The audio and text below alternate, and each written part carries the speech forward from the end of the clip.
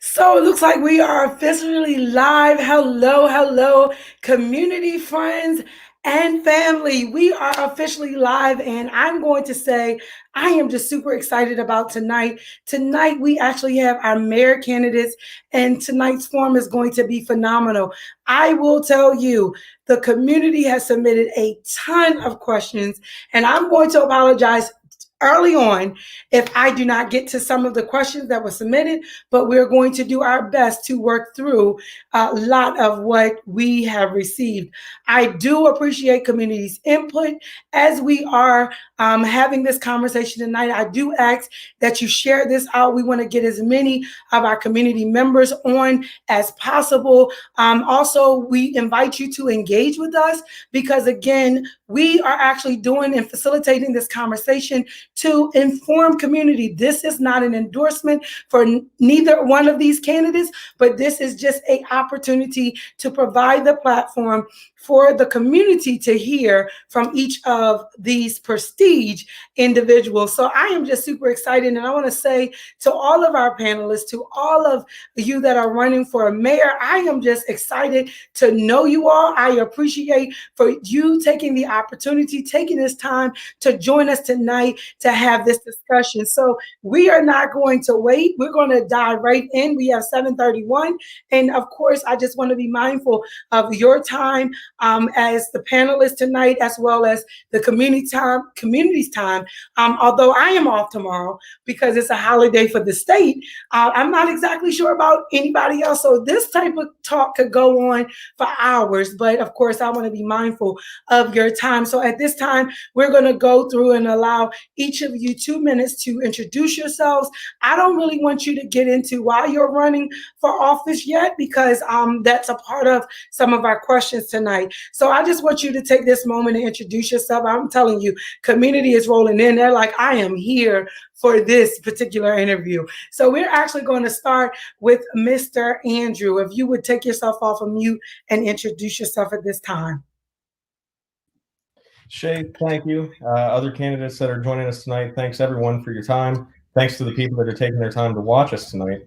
I'm Andrew Bradshaw. I'm running for mayor of Cambridge. I'm running for mayor of Cambridge because I want to be the change that the city needs. I believe I've got the opportunity to be the kind of change that we need in this leadership position. I think that the city of Cambridge at this point is looking toward its elected leadership, and it's looking for strong leadership to move us forward and to kind of bring changes across the city to take us to the position that Cambridge deserves to be in, and that's a leader on the Eastern Shore and in the state of Maryland. A little bit about my background and about myself. Born and raised in the Cambridge area, lived here essentially my whole life. Went to school at Penn State University and was a triple major there, graduating magna cum laude. I'm a firefighter and rescue fire company. I'm on the board of trustees of the Nanticoke Historic Preservation Alliance, which is better known by most people in this community as the Hansel House Project. Very involved in the community, really looking forward to being part of the change that Cambridge needs to experience. Thank you. Thank you, Mr. Bradshaw. This time, Ms. Foster. Hello, my name's LaShawn Foster, and I'm running for mayor here in the great city of Cambridge. I was born and raised here in the city of Cambridge. I am one of 7 siblings. I have previously been a commissioner back in 2004 to 2008, and now currently 2016 to 2020. My background is social work and administration. I have an AA degree in humanities and social science, a BS degree in social work, and an MSW degree in social work and administration. I worked at the Department of Social Services for 18 years. Some of that work was as a supervisor in adult protective services, where I worked with in-home aid services and senior care programs. Prior to that, I worked in teen pregnancy. I worked with young adults. I worked in adult child protective services. I worked in child protective services, continuing services. And prior to that, prior to going to college, I was a housing coordinator with DCDC is what it was called back then, Dorchester Community Development Corporation. I am running for mayor in the city of Cambridge because I feel that not only do I have the expertise, but I also have what it takes to get down to grassroots organization, the skills to work with people in the community as a whole, to bring them together so that change is made on a level where everybody is involved and everybody has a voice. I feel that with my expertise and the community expertise, and we put ours together, we would bring Cambridge forward into the future, 2020, with the change that Cambridge is looking for. Thank you. Thank you so much, Ms. Foster. Mr. Larimer. Good evening, Shay. Well, I had a nice speech prepared and all, but it was very awkward last time. I'm not a politician. So I'm going to throw it out and just go off the top of my head. And if I ramble, I apologize in advance.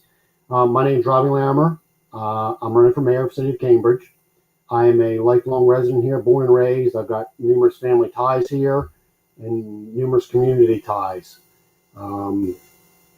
I've been with Rescue Fire Company for 26 years. I started off, I was one of the original junior cadets when that program started. From there, I continued when Cambridge EMS started. I was one of the volunteers there for a while before I became paid position there part-time. I was with the city EMS up until the county took it over. I've been with Dorchester County for 21 years now as an employee.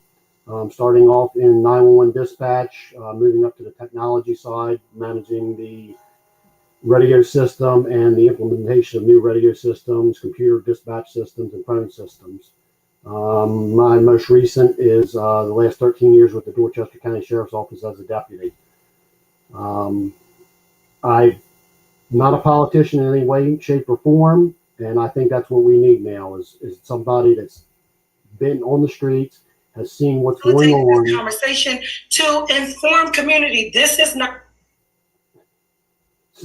We just got a little bit of audio there, Shay.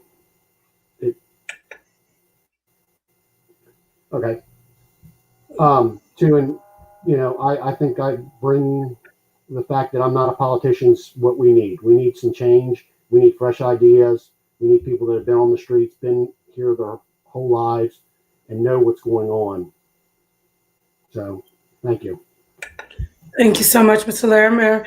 At this time, is Ms. Jackson Stanley. And good evening, everyone. Good evening, everyone. Thank you for an opportunity to have a different audience to hear just what I, as the mayor, have done and am willing to continue to do. As hopefully you all know, I have been the mayor of this beautiful city since 2008. And I have really put my faith in our community to ask them to give me more opportunities to move our country and our county forward. The city of Cambridge has moved forward in many ways since 2008. If you recall, we had a financial explosion. We were in a recession when I picked up this reign as mayor. And as the mayor, I shepherded our community out of that recession to a point that we are now beginning to prosper and grow. I am a public servant, as one of the gentlemen said earlier. My experience on the job is varied. I'm a social worker of many years here in the Eastern Shore. I also have a master's degree in social work from Howard University. And with my experience as mayor, I've learned that the community has a diverse background that we can all use and share to move forward. I've experience on the job. 12 years is a long time, but not a long time if you think about it. We have a lot accomplished in these 12 years. And as the first female, believe me, it wasn't very easy. And it's the first African American. I put that out there because we have to remember where we are in our community. But the diversity of this community can only be celebrated. And I've invested much of my time and the community's efforts into the future of this community. And I have faith in our community to know that if given an opportunity once more, we will go forward. I have a real long history of success in the city of Cambridge. And I was challenged, well, tell us what you've done. What have you done? And as I started thinking about it, I'm not one to beat the drum and say, counting my trust. Look at me, look at me.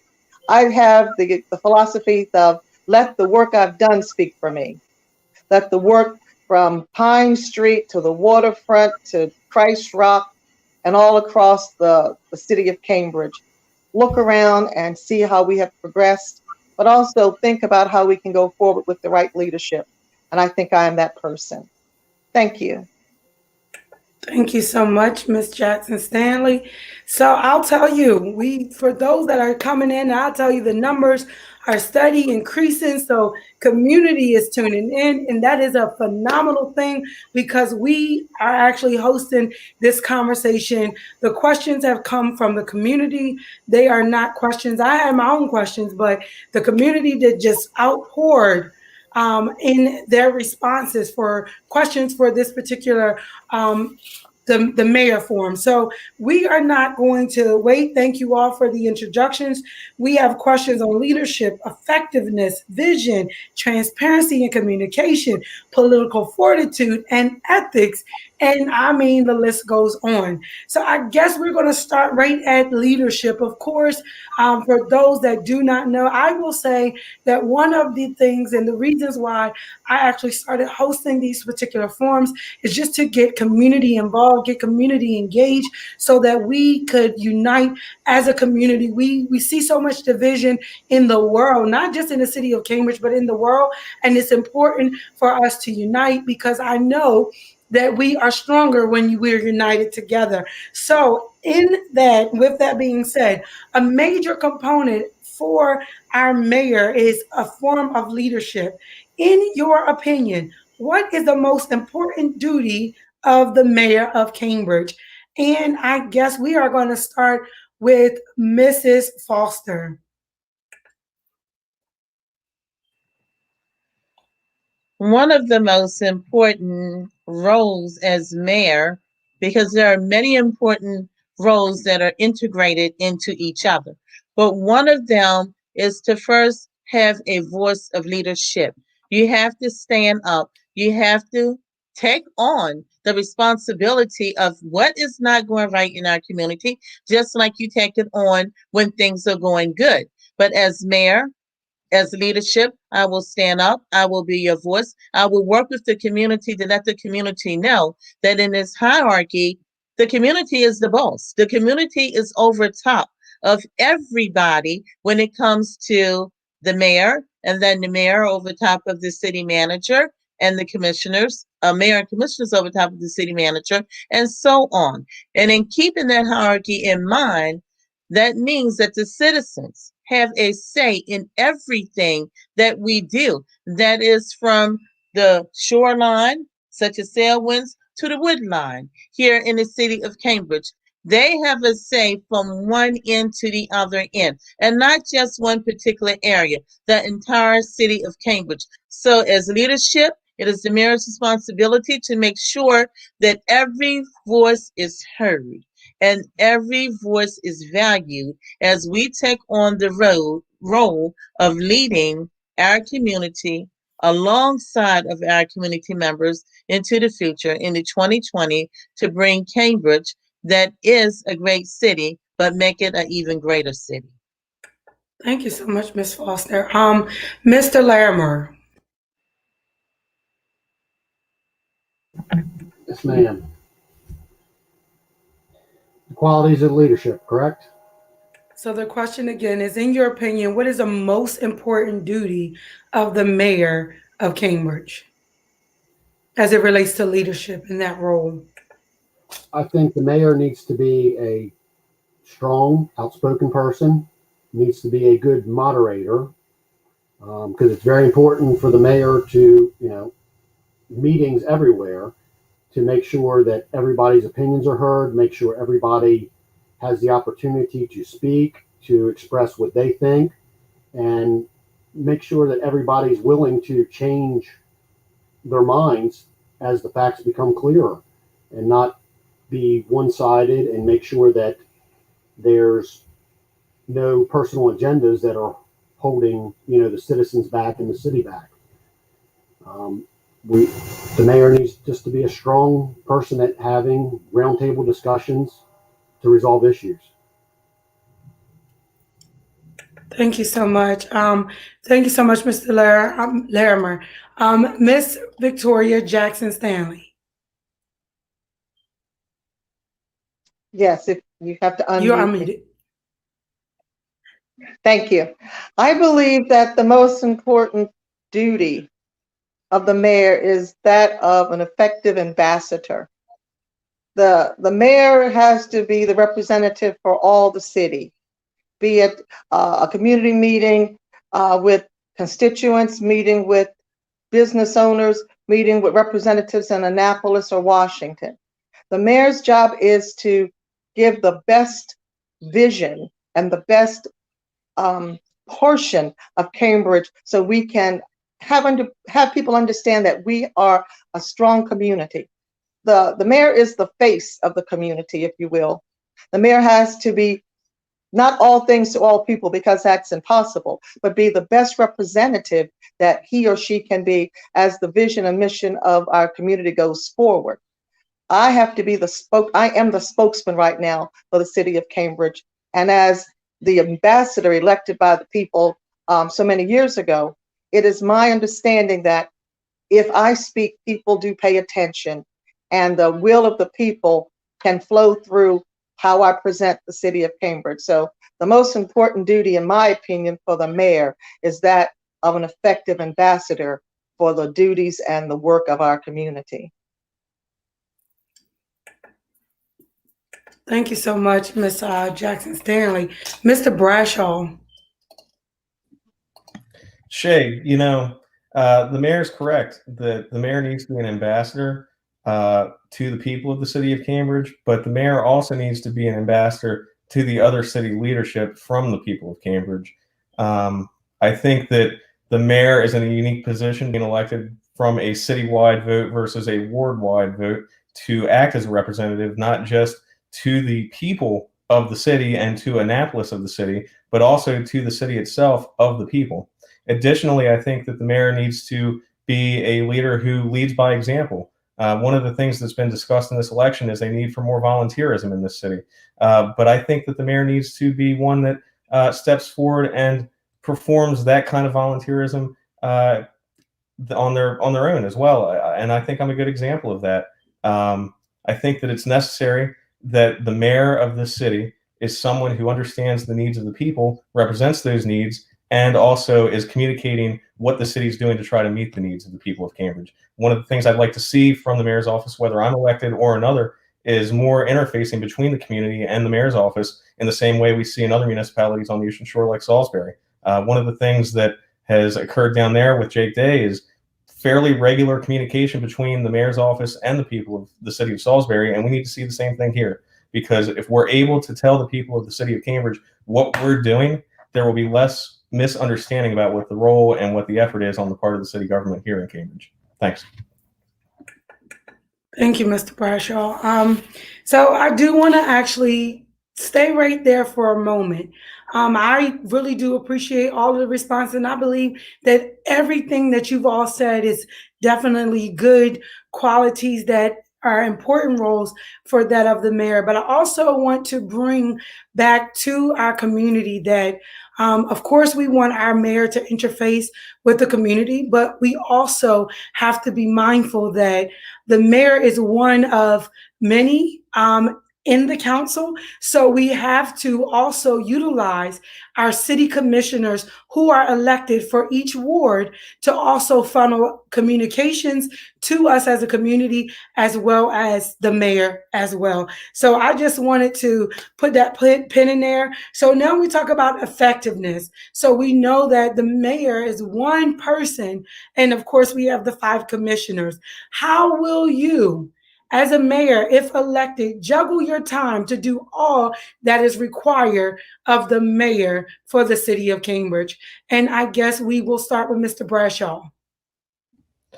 So I'm uniquely positioned to be able to do that because of the role I have in my family businesses. I can take time, I can work late in the evening, I can schedule around what my responsibilities will be as mayor in order to do that effectively. I think one of the roles of mayor that has been not discussed enough in this election is the fact that the mayor needs to be able to coordinate with the commissioners, with the council, to try to move projects forward and to communicate to those other city leaders the importance of different projects for the city of Cambridge. I think that we need to have someone in the mayor's office that's willing to make the phone calls to ensure that we have everyone on the same page of understanding, if not the same page of agreement, about what the role is going to be of a particular project or particular funding mechanism or particular legislation that's coming before the council. I think that we've got an opportunity right now to select a council and a mayor that's going to be able to work and communicate with one another openly. And I think that that's going to provide a lot more smooth operation of city government moving forward. Thank you, Mr. Bradshaw. Ms. Jackson Stanley. Thank you. The relationship between the mayor and council is a very important one. And the key word here is relationship building. The mayor is responsible to ensure that the work of the city is done, but it's also the mayor's responsibility to leave an environment that the council can work together. As we look at the new council configuration that's before us, we have the opportunity to understand that there will be at least 3 new council people on board this year. So the training of the commissioners or the council people and the mayor working together as a unit is critical. There's opportunity for open communication for relationship, and the mayor's job is to make sure that the city Cambridge operations are run smoothly if at all possible. But we also have a city manager. So the operations of the city are done by the professionals, but the relationship building and the open communication, pick up the phone and talk to each other, will be the key to our success. And the relationship goes 2 ways. If the city commissioner has a question, it's okay to pick up the phone and ask the question. If the mayor has an issue, it's okay to pick up the phone and bridge the gap between the breakdown. That can happen sometimes. We're all human. There is no perfect scenario that I, as an experienced person, as a woman of 60+ years, can tell you will never happen to break down the communication. But I can tell you that if you come out on the same playing level field and understand that as a committee, as a community, we work together when we understand each other. Relationship building will be the key to our success from this point forward, in my opinion.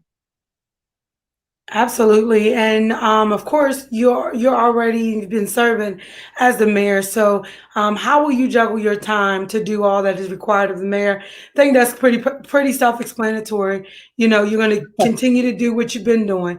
So that was the question, and relationship building is key. So, at this time, I want to go to Mr. Larimer. Well, Shay, citizens, my job gives me the unique ability. What I originally was a burden, the rotating shift schedule. There's parts of the week I work early shifts. There's parts of the weeks I work late shift, and there's parts I work night shift. As anybody that interacts with me can tell you, I've got great ability to manage time and fit things in as needed and juggle schedules around. And that comes from my ability to run scenes and, emergency fire scenes. And when I was running multi-million-dollar projects for the county. So I've got the ability to rearrange my schedule to make things fit in as needed. If I'm working on a 4 to 1 shift, I've got all morning, the 7 to almost 3 o'clock to dedicate to running mayoral duties. And part of my time, I'm off full time during the week, multiple days of the week, based on my schedule. So that's how I think my time, plus the seniority that I have at the county, my length of service gives me a good amount of leave that I can take as needed to dedicate to the duties of the mayor of Cambridge. Thank you, Mr. Larimer. Ms. Foster. Yes, there is prioritizing that needs to be done. There is inclusiveness that needs to be incorporated, and there is also community engagement. There is team building. There is no I in we. We together, that is the commissioners, the mayor, and the community, can meet all goals and objectives that the city has if we work together as one. As mayor, I would work with the community to include community in all areas that we need to include community in.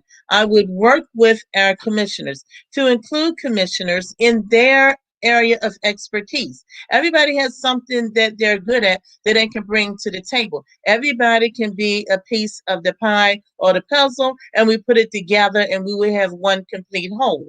So, in order to be effective and to do everything that needs to be done, we first start off with realizing that there is no I in we. And we will work together and we will build a city together in the city of Cambridge that works for the greater whole of the city of Cambridge. Thank you, Ms. Thank Foster. you. So I guess we'll just, there were some other questions, and the reason that I'm not going to ask all of these questions is, of course, we know the election is this coming Saturday, and for those individuals that are running, if either one of you receive 51% plus one of the votes, then of course we know that there'll be a runoff. So I'm going to actually bring whoever's in that runoff back for another forum. So I'm not going to ask every question that I actually had planned to ask, because there are some questions that I believe that we really should get to in order for community to have an understanding to make an informed decision when they are voting in this election this coming Saturday. So a part of vision. What has prepared you for an understanding of current political trends at the local level? So let me ask that again. What has prepared you for an understanding of the current political trends at the local level? And I guess we'll go backwards, starting with Ms. Foster. Hello again. There's a lot of life experiences that have prepared me to be the next mayor in the city of Cambridge. However, in addition to that, I also have attended every government function that has been offered that I could take, such as the Academy of Government Excellence, which is a course that you take when you first get into office, and it can take you up to 4 years. I graduated within 3 years. I continued to go to all Maryland municipal functions to learn what we could bring back from the table, that the round table, to our own city, which might work. In addition to that, back in 2004, the city was a part of the National League of Cities. The National League of Cities is valuable for our city. There are cities all across America, just like the city of Cambridge, going out from where you are and reaching out and talking in other communities. We don't have to reinvent the wheel. We can learn what other small communities have done to help their town flourish, especially towns like ours who have a very high tax rate, because we have a hard time bringing in the jobs and the industries. They help take the burden off of the residents. We do not have to recreate it. We just need to be a part of what is already out there, and we will learn that we can do a tremendous job in the city of Cambridge by bringing on and adopting what we have here and what others have already done. Thank you. Thank you, Ms. Foster. Mr. Larimer. Yes, Shay. We're somewhat unique, I guess, that we don't have any party affiliation. So a lot of the political stuff that happens on the big league level, we're not involved with as far as party lines. If you're referring to the issues that we see in the city,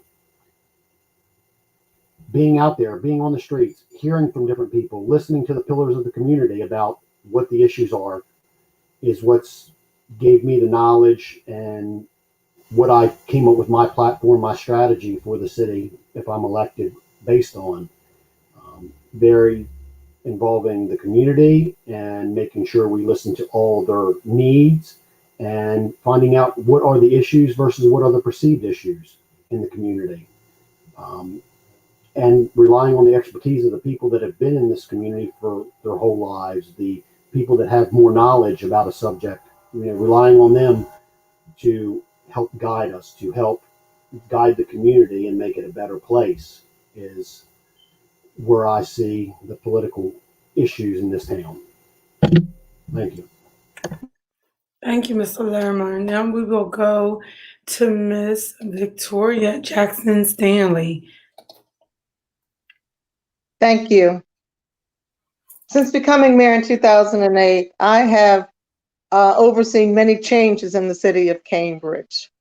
So my experience in forecasting what needs to be done is based on my experience on the job. When we had a financial nightmare that we inherited in 08-09, I, with the council and the officers of the city of Cambridge, took the bull by the horn, if you will, and worked together to get the job done of building some kind of financial balance. It wasn't easy. I've never been the person to run away from a challenge. A challenge motivates me, if you will. It's been a challenge to bring some financial security to our community. It's been a challenge to face some of the racial issues that we've had in the years past that still influence us today. It's been a challenge to reach out to Washington and Annapolis to say, hey, we need some support here. My experience in working with Annapolis, not, as Mr. Larimer said, not bipartisan. I've worked with Governor O'Malley and Governor Hogan, all the same. They're great guys, as long as they're bringing what we need to our community. I've also had the opportunity to work with a diverse population of our communities. I've had inroads with our Hispanic population as it relates to the census. Don't forget, the census is important for you to deal with. Under my leadership, we brought some experience to the diversity in our workforce in the city of Cambridge. And I could go on and on and on, but I'll say this because I'm sure you're going to limit my time. In order to bring change, we must face the challenges. I have that experience of facing challenges, not running away from them, but also understanding that we as a community must work together. The mayor is the ambassador, I said that. The boots on the ground people must trust that the experience that the mayor brings to the table is good, and they can rely upon that person to be a person of their word. If you say it, you mean it, and you do it. That's been my experience, and that's what I'll continue to do for our community if given that opportunity. Thank you, Miss. Thank you, Miss Victoria Jackson Stanley. Thank you, Mr. Bradshaw. Shay, the question being, what's prepared me for the current political trends at the local level? My own life and my own backgrounds prepared me for some of the issues that are facing the city of Cambridge. As I've become more and more open about discussing, I come from a background with a family that suffered from addiction and from violence, and I myself nearly fell down a path of self-destruction, though not addiction, as a young man. There are many people in the city of Cambridge that are facing the same things I faced at the age of 17, 18, 19, and I'm ready to kind of be part of the solution for these issues. But moving on from that, what's prepared me as well to work for the city of Cambridge is the experiences I've had since then. Experiences like being a member of Rescue Fire Company and going into the houses that we're discussing when we talk about the housing problem in the city of Cambridge. For me, this is not some kind of an abstract idea. This is an experience I've had where we've been told to put on helmets and gloves and coats because of the bugs falling from the ceilings in these houses.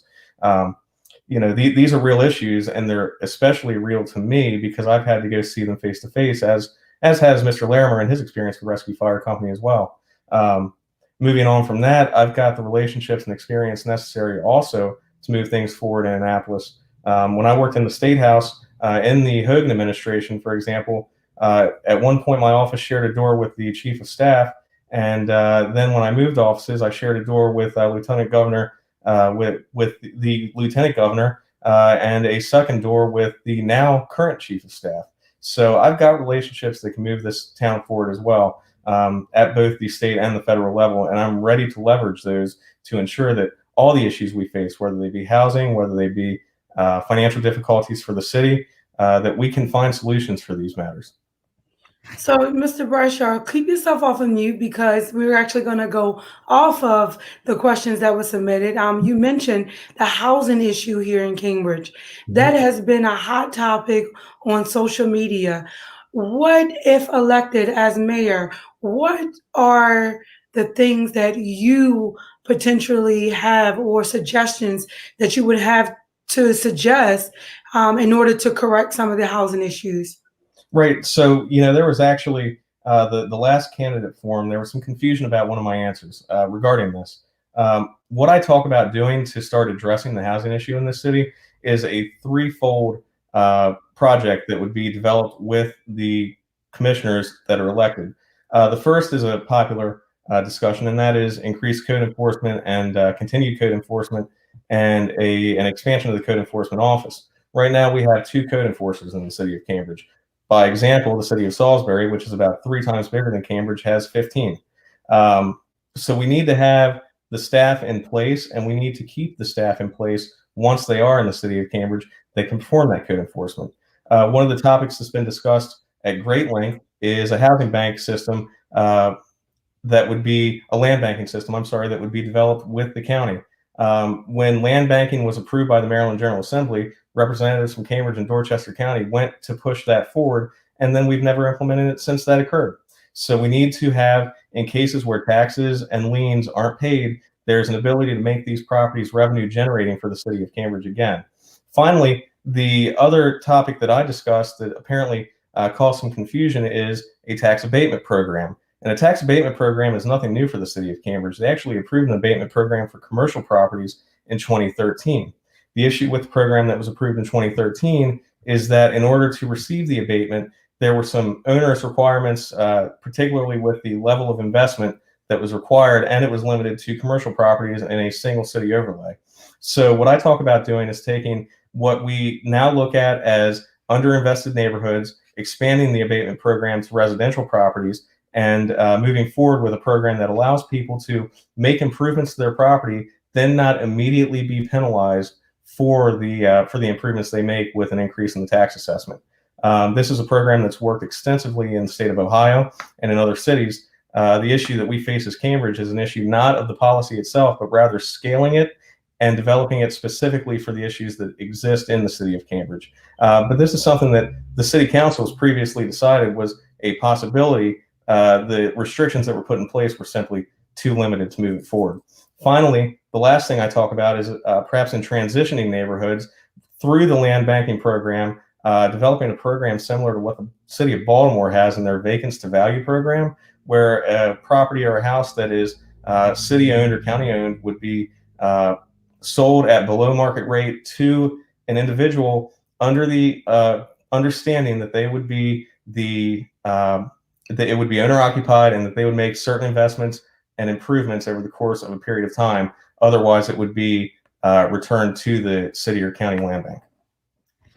So that was a whole lot, Mr. Bradshaw. I'm sorry. I appreciate it, but it's a whole lot. And the reason why I say that is because a lot of times we have community, right, that wants to be engaged, but because we give too much, right, they kind of get confused. But I do appreciate the response to tax, what was it again?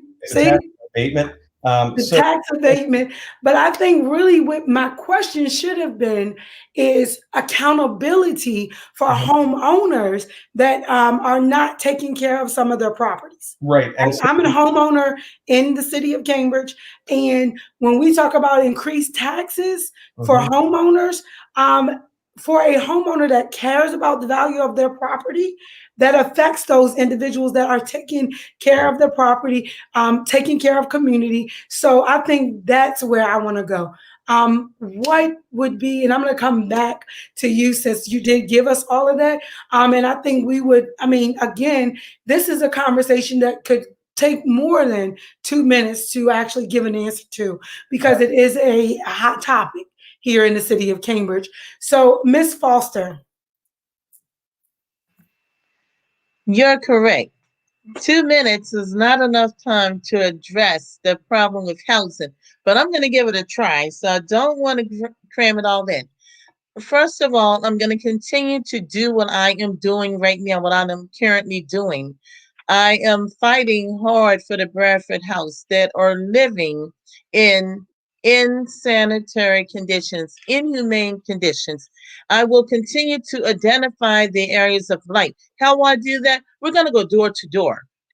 That's your job. You were elected by the community. Go door to door. We want to make sure that every unit in Cambridge, be it home ownership or renting, is livable and habitable. We want to instill some pride in the homeowners and the renters. That means that we have to come up with programs that and incentives that will address the tenants, the landlords, and the homeowners. If we want to build Cambridge from the core, from the inside out. We have to go outside of Cambridge. I am currently in contact with the delegates, in contact with the federal HUD, the state HUD to bring changes to the Bradford House. I've gone door to door with our code enforcement officers. We do need more code enforcement officers out there in order to do an adequate job. And in addition to that, we need code enforcement, our housing department, and our grants department to work together. Not everybody wants to be a homeowner, but everybody wants a place that they call home. And those are the areas that we need to work in. We know that we have some rental property that should not have anybody living in it, whether you're human or not. We need to find grant money to help fix up some of those houses when we see that these homeowners are not going to fix them up. We're doing a Pond Street revitalization program. That program needs to go out more in the community so community members know that it's there, because there are people out there that would benefit from this program and from this money, and we don't want to send back money that's not being used when we know we got areas and houses that could use it. And then we need to follow up on what we've done.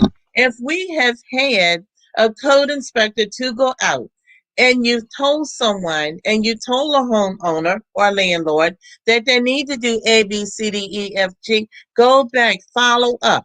If the threat is a fine, give them a fine. Because sometimes we have to hit people in the pockets in order to make them do the right job. Now, we don't have to have 20 code enforcers to do that. We can work with what we got. It may take us longer, and it will take us longer until we can bring on more. But we need to work with what we got, put our programs together, and let's make Cambridge the best that it can be in all areas, be it renters or homeowners. Thank you. Thank you, Ms. Foster. Mr. Larimer. Yes, Shay. So the problem is that with the city taxes being so high, residents are reluctant to make improvements in their housing because they don't want their property taxes to increase. I mean, it's known all around town that this, if you live in the city, you're going to pay double the taxes of what you would for that same property in the county. So we need to find ways to help mitigate that issue, to make so you're not punished for improving your property. Obviously, property values will go up, but we need to find ways to balance it out over a course of years, so that we can end up with that money in the pot, per se, from the taxes, but we're not punishing the homeowners for doing it. As far as the rental housing, we need to have a teamwork approach. Obviously, what we've been doing over the last 10, 15, 20 years isn't working. We've got these substandard house rental units, and code enforcement doesn't seem to be correcting it. So we need to partner with the landlords, bring them to the table, bring some of the community members to the table, and figure out what the issues are and how we can resolve them, how we can help the landlords resolve them. Because we can't discount the fact that we do have to have this rental housing. We have to have this housing that people are paying a couple $100 a month for, or $400 a month for. Otherwise, they're going to be forced to the streets. But should they live like animals? No, absolutely not. But if we start putting all these restrictions, all these fines, on the landlords, then they're going to increase their pricing to the point that these people were forced out of those houses. I don't believe we need to nickel and dime unless till it's absolutely needed.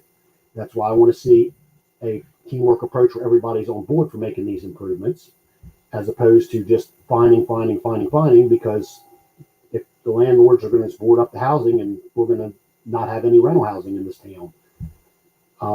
I am a big proponent of needing to have at least a yearly life safety inspection, not where the code enforcement officer goes in and starts looking at peeling paint and that kind of stuff.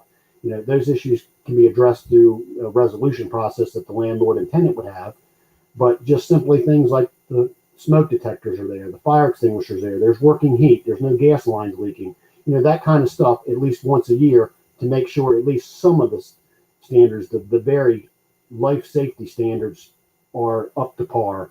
And I also think that there should be a resolution sheet that the landlord has to provide a tenant.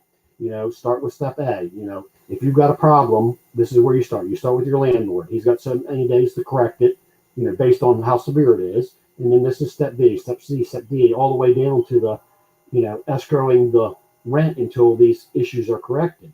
That way it doesn't automatically go from a renter having a minor issue that it's pushed onto the city to have to deal with. Thank you. Thank you. Ms. Jackson Stanley. Yes, ma'am. Housing has been a complicated issue in the city of Cambridge for more years than I've been alive. But I believe that no matter the socioeconomic standard of anyone in our community, safe, up to code, decent housing is everyone's right.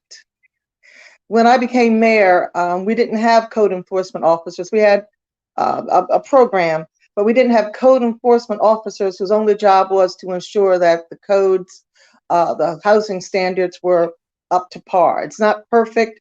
We were up to 3, we're now down to 2. Our last person moved on to another job.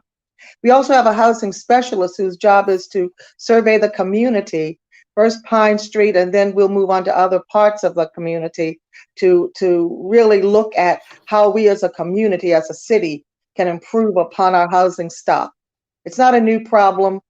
In my researching during this campaign, I uncovered a 1969 Housing Task Force report.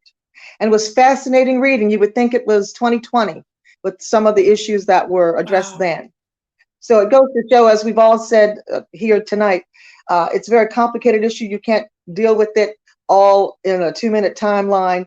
But what I've said to a couple of landlords, particularly those that have, in my opinion, housing that I would not my daughter want to live in, I would not want my daughter and grandson to live in. I asked them, would you want your grandchild to live in that house that you're renting to this person?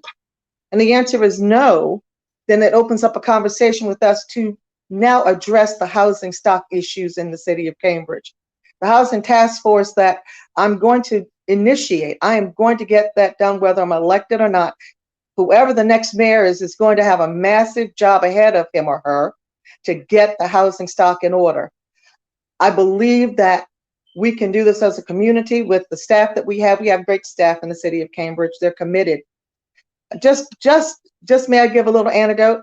I was campaigning, walking around town, and I rolled up on this lady, and she was just sitting outside, but I noticed her house. There was a leaky roof. And so I asked, how long has that been going on? And she said, a long time. But I'm afraid to call the city because I don't want to get evicted, is what she said. And I said, well, don't you say that. I will call my people and say, hey, check out the landlord to this particular house. And you know what that code enforcement officer did? He picked up the phone to the landlord or the agent, whomever, and said, this lady should not be living in these conditions. And as far as I know, the landlord agreed with him and pledged that I'll have that fixed in due time. I don't know what due time means. I haven't circled back. This was just earlier in September. But that's what it takes. That's what it takes. It takes resilience, fortitude, stick-to-itness, have a vision, have a plan, and then stick to that plan. And the code enforcement officers that we have are good people. And the housing specialist that we've just hired is as green as a spring apple. But I believe she's going to hit the ground running because there's so much need in our community. And I just believe that we've got a brighter future as it relates to some of the housing ahead of us. And I was at a conference, a meeting just recently, and I'll end with this. Not everyone wants to be a homeowner. That's true. But everyone wants to live in decent housing that is their home. And that's all I got to say. Thank you so much, Miss Victoria Jackson Stanley. Thank Mr. you. Bradshaw, I want to actually double back around just to give you a minute to chime in. So, what everyone has subsequently said is all correct. But the issue that we face is, as Mr. Larimer pointed out, particularly with rental properties, these properties are revenue generating for their owners. If you're making X number of dollars a year and expect X amount of revenue a year off the property, any investment in that property that doubles, triples, or quadruples the immediate tax burden on that property is going to be something that's going to turn those landlords away from making the improvements necessary, unless you have a code enforcement policy on the front end that's forcing them to make the decision to go ahead and make the improvements necessary. You've got to, as a government in this case, ensure that they feel the need to make the improvements, because if it's just based upon revenue and business, the improvements aren't going to occur. I think that we've got good people in city code enforcement, at public works, at planning and zoning, who want to see the right things happen with housing in the city. But as the mayor pointed out, she's got a housing study that's 51 years old that shows the same issues in the city of Cambridge today that existed in 1969, and there were no new issues in 1969 either. So the path we're on with housing certainly hasn't led to the changes necessary that's going to give us livable, affordable housing for the people that work and live and build this city.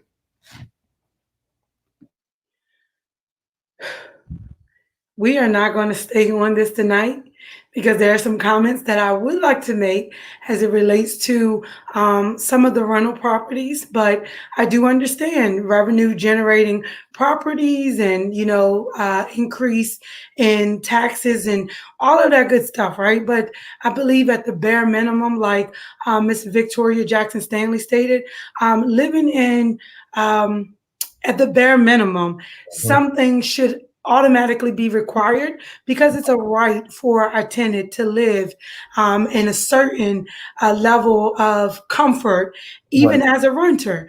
So, I mean, and I really say that's why you need that increased code enforcement, so that we do have, the city is saying we have a minimum standard of living for the people that live in our city. And if we're not getting to that point, then that property can't be a revenue generator for that person, because all they're doing is taking advantage of the person living in the property. Oh, got it. Okay. So we're going to move. We're going to move because, of course, that is, a conversation all within itself. So what the question that I have now says, please tell us why you are the strongest candidate to chair the city council and to manage the representatives from 5 different wards who may have different priorities. So one of the things that I want to actually add into this question, my statement is sometimes we have a community that feels as though different parts of the city they have or they receive funding priorities over other parts of the city. So going back to the question, being elected as mayor, the question says, why are you the strongest candidate to chair the city council and to manage representatives from 5 different wards who all may have different priorities? And I guess we were going to start with Ms. Foster. I am dedicated, motivated, a hard worker, driven, and I do not give up. If the odds are against me, I'm going to keep working in your favor, in our favor, because one is for all and all is for one. We have to work together. I feel that I am the stronger candidate because I will look at everything holistically as a whole. We have to prioritize, but we have to realize that Cambridge is made up of 5 different wards, along with a city commissioner. We have to prioritize what the city needs or the attention, regardless of whatever ward that it's in or where you live, whether it's sidewalks, streets, lights, water mains, etc., businesses, jobs, education. We have to work with all the different parties. I heard someone say that, because you are not party affiliated, you don't have to worry about some of those things. But yes, you do. It may not be the party, but you have to worry about working with a lot of outside entities in order to make Cambridge work. We have to work with the Board of Education. We have to work with the county. We have to do an assessment and find out what do we need to do to bring the employers here that will pay no less than $15 an hour. $15 an hour, you're still living week to week. But $15 an hour is much better than what a lot of our people are living now that are not living paycheck to paycheck because they are just trying to make ends meet the best they can. As a city, we got to bring the businesses here to offer our people an opportunity to work. Once we bring those businesses here, we will have an opportunity to hopefully bring more tax revenue in the city of Cambridge from the personal property tax so that we could ease up on some of our property tax with the homeowners so that you're not worried about fixing up your housing. You're not worried about if I put a brand new roof on, I'm going to have to pay more money. We have to look at everything holistically. It's a domino effect. We just can't sit here and say, I'm only going to work on one priority. We got to put them all together, prioritize, and go at it collectively. As far as managing, the mayor technically doesn't really manage the city commissioners, but you are a voice, you are a spokesperson, and not only should you be speaking with that particular ward representative, but the members in the ward themselves. Get out, walk the streets. I walk the streets. I go door to door. I've been in many of these houses many, many times, more than one occasion, from a social worker to a commissioner. So I am not afraid to put on my boots, put on my straps, roll up my sleeves, and get the work done. And that's what we need. Hard workers, dedication, and motivation. And I possess all the qualities to give you a mayor that will get the job done for you. Thank you. Thank you, Ms. Foster. Mr. Larimer. Yes, Shay. So I feel that the strong leadership needed, the qualities that I possess, are the fact that I've been managing, emergency scenes, that I've been dealing in emergency situations practically my whole life. And they're all by the second life making decisions that have to be made for the public, for the providers, for the public safety personnel involved. And making those split second decisions has prepared me for this, because anything slower than a life issue, you've got time to think about it. You've got time to make those decisions and bring everybody. You got time to think about them and do the, if-thens with them. As far as bringing the commissioners together, I think with the candidates that are running now, I think there's already some cohesiveness in there, that they all want the same thing. They want to see Cambridge succeed, not my ward succeed or his ward succeed, but Cambridge in general. And the commissioners have to understand, along with the citizens, that we have to balance out things for different areas, because everybody wants their piece of the pie, obviously. But we have to understand that any improvements that are made in one area ultimately help all areas, because as the property values are raised in a certain ward, or we make this improvement there, everybody's going to benefit because the property values are going to come in higher. So that's how we need to look at it, that everything in each section of town helps everybody, not just me. Thank you, Mr. Larimer. Miss Victoria Jackson Stanley. Thank you again. I love the city of Cambridge. I do. I love the people. Some of them don't get me. I'm sort of tough to know sometimes. So once you get to know me, you know that I care about our community. The diversity of our community is just exciting for me. Why am I the strongest candidate? It's because I have integrity. I'm an honest person. I'm a hardworking person. And people who get me understand that I care about them as individuals. The city of Cambridge is like that tossed salad you hear about all the time. We're different, but together we make for a wonderful meal if you're looking at salads. But my point is this, as it relates to the 5 commissioners or the commissioners and the mayor approach, respect of person is what makes a good leader. And for the commissioners who have worked with me over these years, they may not like me. I understand you can't like me all the time because I'm hard to know. I'm a woman who will say what I mean in a very nice way, but I'm going to say it. And sometimes you don't like it, but you will respect that I care about your opinion. And if you have an idea, I will respect that you will work it to its level of completion, and I will support you. I am supportive of our commissioners now and in the past. And if, as I said, I'll just repeat it just the one time, I care about people. I'm a people person. One of my old bosses used to say I'm a people pleaser. I didn't really like that because it made me sound like I was sort of a pushover. I am not that person. I'm a strong-willed person who likes to get things done. In my church, we say if we all work together, if we all do a small bit, we get a lot done. That has been the philosophy in my life and as mayor for this beautiful city of Cambridge. 5 of us are representing 5 wards, but we all get it done based on the passion and the skill and your expertise as the leader of your community. We're all leaders in this community. And since becoming mayor in 2008, it has been my privilege and honor to be tested by the 5 commissioners, 3 councils at a time, but we all have gotten things done, one council after another. And like me or not like me, you will respect that I care about this community, and I will always work the best for Cambridge. And really, that's all that matters. Oh, and I love the children.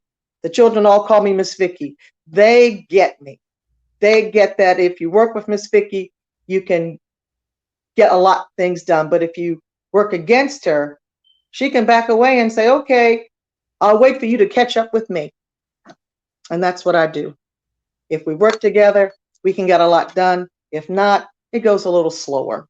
So that's how it works for me. Thank you. You're welcome. Absolutely. Unity is definitely needed. Togetherness. Mr. Bradshaw. So Shay, moving the various wards forward, as I think all the other candidates have said, anything that's good for part of Cambridge ends up in the end usually being good for all of Cambridge. We're a small community, 12,000 people. We are neighborhood sized in a large city. So our individual neighborhoods aren't that far from one another. The needs that individual neighborhoods have differ to some extent, but when you raise up one neighborhood, the neighborhood next to it benefits and the neighborhood down the street benefits. I think that we're going to have a council made up of individuals who all want to see a positive future for Cambridge. Now, how you get to that positive future isn't always going to be agreed. There's going to be disagreement about whether this one item or this one issue is the one that is going to best move the city forward.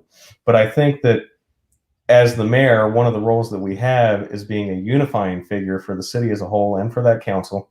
And I think that what we need to do is to understand that we are going to have to come to solutions that are going to require some level of give and take, and that are going to require, at times, some disagreement between people. But ultimately, I'm a pragmatist. I'm interested in what solutions we can find to the problems, not what ideas or what political ideologies one has. The other thing that I'm very strong at doing is separating one's belief on a particular matter from their overall, my impression of them overall, whether that be their character or whatever. And what I mean by that is, just because we disagree vehemently on one issue doesn't mean that I will not have a great deal of respect and a desire to work with that individual on all the other issues that face this council.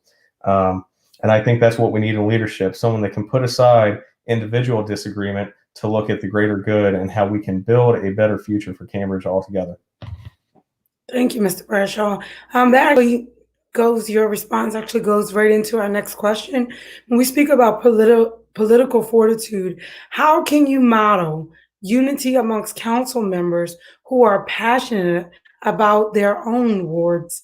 And I guess we're going to start with Miss Victoria Jackson Stanley. How do you repeat it because I have an answer, but I may ramble. I don't want to ramble. Okay. So Please. the question is, how can you model unity amongst council members who are passionate about their own wards?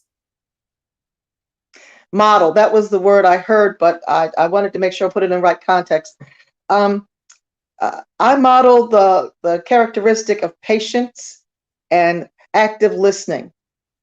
When someone is patient and they're not trying to jump ahead to answer the next question. I've done that. So I'm a recovering poor listener, but I have to listen and then respond based on the person and their words and what they're thinking, and then ask the follow-up question. The modeling that I do, and this goes back to my social work years. I was a CPS worker and a supervisor and then deputy director. So I had lots and lots of experience of people having their own passionate message that they wanted me to hear.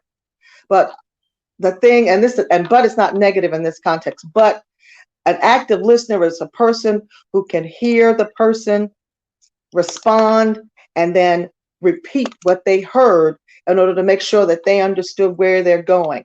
A person who is passionate may ramble on like I feel like I'm doing right now, but they also want to be heard. So I model effective listening, empathetic hearing, and then feedback to what that person is telling me. That's the only way active and effective communication works. I model effective communication by listening and then giving feedback based on what I think I heard that person say. I say it all the time. For those who've worked with me in years past, I will say something like, I think I heard you say, and then I'll repeat it. That's my way of making sure that what they're telling me is indeed what I'm understanding them to say. So the role model that I project to everyone I deal with is to make sure I hear you and then respond in kind to whatever your passion may be for that particular moment. Thank you. Mr. Bradshaw. Shay, can you kind of clarify the question just a little bit for me again, please? So the question, and this was one that was submitted by community. I'm reading it as it was submitted. How can you model unity amongst council members who are passionate about their own wards? Okay, so I think that kind of what I had said previously is exactly what needs to occur here. We need to have an understanding that if we disagree on one issue, that doesn't mean we disagree on all issues.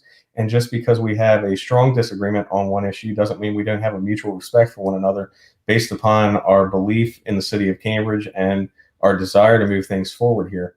I think your strongest leaders often are the ones that want to hear viewpoints and opinions that are not their own. I think I'm one that likes phrases. Certain phrases, certain ideas stick in my mind. And one that sticks in my mind is the title to a book, actually. And it's a Pulitzer-winning book about how Abraham Lincoln put together his earliest cabinet. And the book's title is Team of Rivals. And the meaning of the title of the book is the fact that he brought together people who were his political enemies and his political rivals, both within his own party and the other parties of the time, and put together what was ultimately a very capable group of individuals because they disagreed, because they were able to hear other ideas, because they were able to admit that their viewpoints at times were limited. And that's something that I think we need to model, not just as the mayor and the council, but across things in this community. We need to be able to hear differing viewpoints and say, I never thought of it that way. And that's something that I want to bring forward. And I think I've already done that a little bit in some of the issues that we've seen over the course of the last 6 months in the city. I've had to eat crow a few times and apologize to folks that I vehemently disagreed with on things. And then ultimately I was wrong. And I'm one that will take ownership when I'm wrong. Thank you. Ms. Foster. Hi, Shay. I believe that question was, how would you handle if one was very passionate about something within their ward? What I would do is lead by example. Every citizen within that ward makes up that ward, and every ward makes up the entire city of Cambridge. What affects one ward affects another ward. You are elected to represent that one ward, but you're also elected to represent the city as a whole. So you just cannot say that I'm only representing the third ward. You're representing the city of Cambridge, and that third ward is a part of the city of Cambridge, the first ward, the second, the fourth, and the fifth. So we have to have an understanding among the commissioners where you may be passionate about something or an issue that's taking place within that ward. Ultimately, it is what affects the city as a whole. We start from every citizen helps to make up a ward, and every ward helps to make up a citizen. One ward, our ward. One Cambridge, our Cambridge. And as I stated before, there is no I in we. We as commissioners and the mayor will be representing the entire city. And that's the way you have to look at it. You may bring an issue at hand because it is about the third ward. I brought issues at hand about the first, second, third, fourth, and fifth. It does not make a difference. I represent right now the city of Cambridge, and that is what our mayor and our commissioners have to understand. It is we and not I, and it is our. Thank you. Thank you, Mr. Larimer. Actually, I'm going to try to take a stab at understanding or interpreting the question. I feel that we, the elected officials, are the face of Cambridge. They're what the citizens see. And if they see us fighting, not disagreeing, never coming to agreements on things, it's going to cause that to resonate in the community. It's going to cause one ward to question count the commissioner of the other ward, and it's a domino effect. So we need to make sure that we get along. We make sure that if there is something, which all the commissioners should fight for their wards and make, to help the people of that, because they were elected to represent them. But there needs to be the compromise ability. We need to look at, if there's a certain topic that is in, say, Ward 5, okay, what can we do to help that same issue in Ward 1, Ward 3, so that that Ward 5 commissioner feels like they won, but it's also benefited other wards of the city. It's a whole give and take thing. We've got to sit down, have civilized conversations, be willing to disagree at times for the benefit of the citizens of the Cambridge. Thank you, Mr. Larimer. So I want to say, we are definitely going to go until 9 o'clock. I have a lot of other questions that I haven't gotten to, but for the sake of time, as it relates to ethics, this question should be fairly easy to answer in 2 minutes or less. Have you read the charter and explain, in your opinion, the importance of following the charter? And I am going to actually start with Miss Victoria Jackson Stanley. Thank you. Yes, I have read the city charter.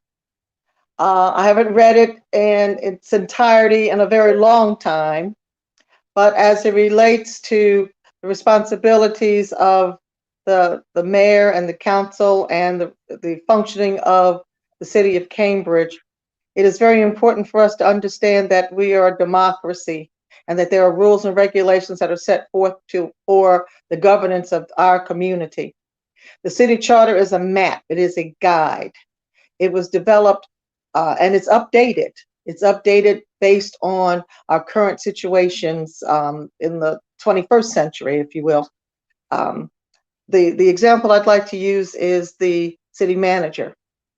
There were rumors about that I didn't want a city manager. I'll just pick on that little bit as it relates to the city charter, because in reading it, a lot of things have remained the same, but the most recent has been the employment of a city manager for the day-to-day operations.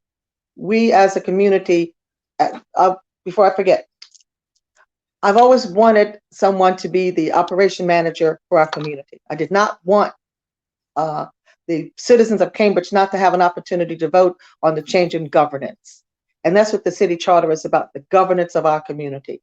Having a city manager has been a godsend for this current mayor, because handling all of the personnel and all of the other operations of the city was more than enough for a part-time mayor.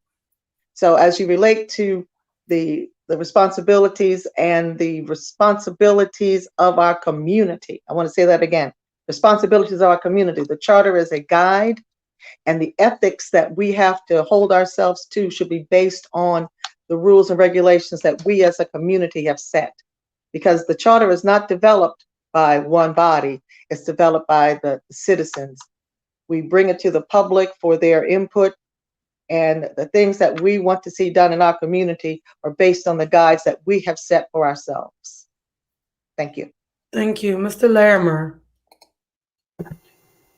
Yes, no, I have not read the charter in its entirety. I've read sections of it as needed. As far as the ethics question, again, we're elected by the people. We're held to a higher standard. We should be held accountable. We should be transparent with the people. That's one of the reasons that I think that the city needs to take a step further and adopt the already in place state ethics reporting standards, conflict of interest standards, and financial disclosure standards, additional to the one, couple pieces of paper that you fill out each year. Because by doing that, we're being transparent with the people. They instill more trust into us, and they're not questioning what's going on behind the scenes.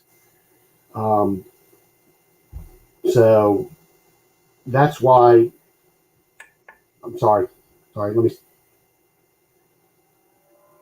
that is why ethics and the transparency is very important. The more open and honest we are with the public, the more they'll put their trust into us, and that we're going to make the best decisions for the citizens of Cambridge. Thank you. Ms. Foster.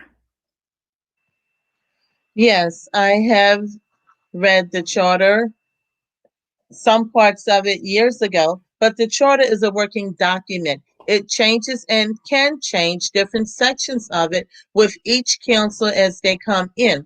As it relates to ethics, it is vital that our ethics be the same as our state ethics laws. Conflict of interest, it should be the same. It should not change with every single council that comes in that may suit key individuals on a council. We have to be more transparent, and we have to realize that the ethical standards that the state has is the highest standards that we can live by, and those are the standards that our council should go by and be governed by. And that will make it transparent, and we don't have to worry about whenever a new council come in changing some parts of it when it relates to ethics. We should be following one simple rule. Let's do what the state does, and I think we'll be great. Thank you. Thank you, Ms. Foster. Mr. Bradshaw. So I have read the vast majority of the charter, and it gets very dry when it gets into sections talking about the changes in the corporate limits of the city of Cambridge and positions like the city forester. Those sections are pretty tough to get through.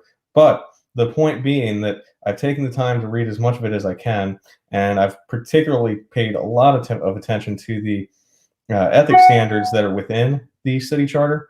And the ethics standards in the charter, both as far as election reporting and as far as general reporting requirements once elected to office, are very they're very lax. For example, running for office, if I receive a campaign contribution from my brother-in-law, I don't have to report it.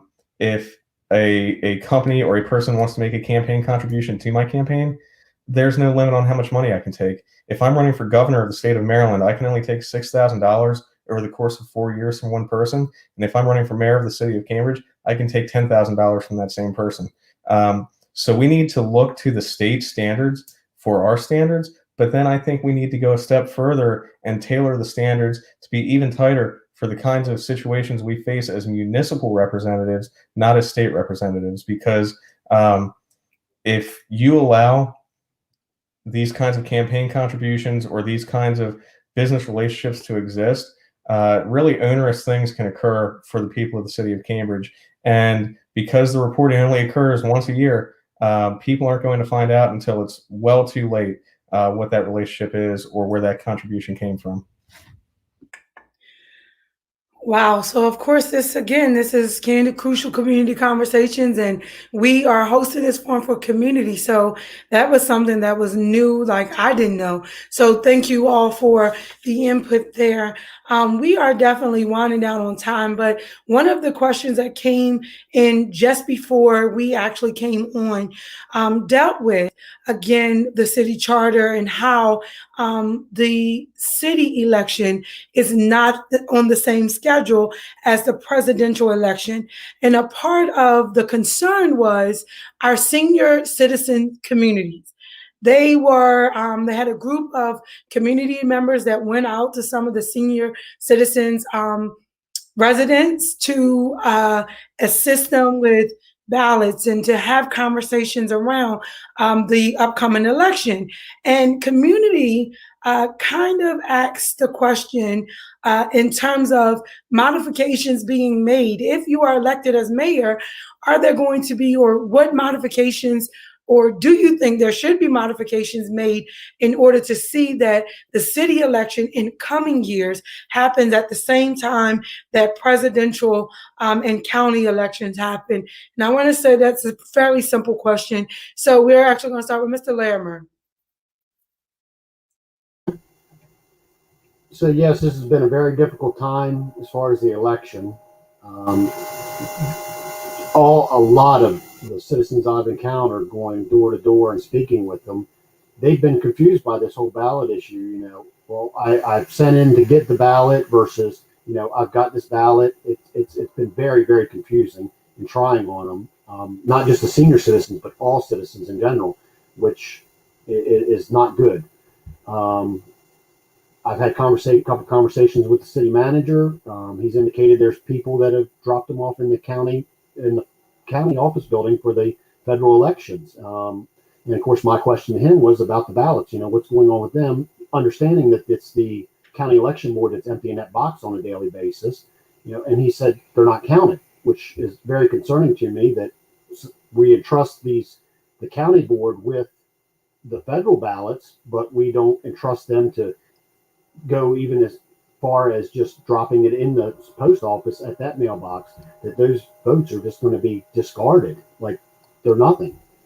As far as changing it, the city election's always been a different time than the county and the state elections.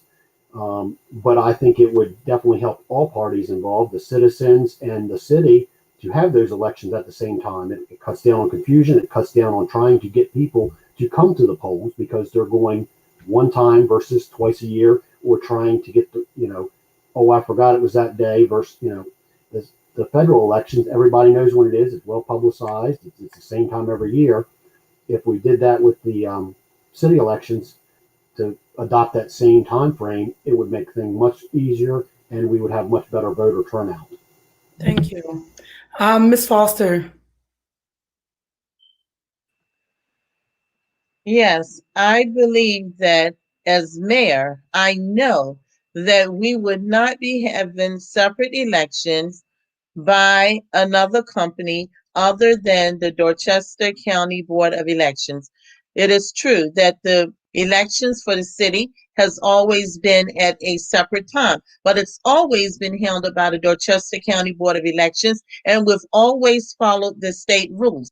This is the first election that the city of Cambridge has had where the rules are not like the state rules. And as Mr. Larimore said, there are ballots that have been placed down there that we are told probably will not be counted.